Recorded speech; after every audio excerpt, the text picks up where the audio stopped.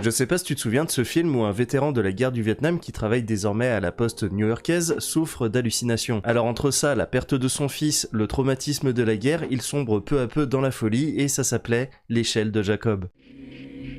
Sorti en 1990, il s'agit d'un film d'horreur psychologique notamment connu pour être l'une des principales inspirations des jeux Silent Hill, notamment pour l'aspect horreur psychologique mais aussi dans la direction artistique, que ça soit dans l'aspect poisseux qu'il dégage ou dans le design des monstres qui hantent les hallucinations de Jacob. Et un truc assez fou sur ce film, c'est qu'il a été réalisé par Adrian Lyne, à qui on doit entre autres Flashdance, 9 semaines et demie ou encore Proposition indécente, ce qui fait de L'échelle de Jacob une véritable anomalie dans sa filmographie, puisqu'après ça, il n'explorera plus le cinéma d'angoisse fantastique. Mais d'ailleurs, le film ne se limite pas à ça et à une belle esthétique, puisque c'est également un drame, une critique politique, et pour ne pas spoiler, on va dire une allégorie spirituelle et religieuse. Bref, ce film est un monument du cinéma fantastique. Alors,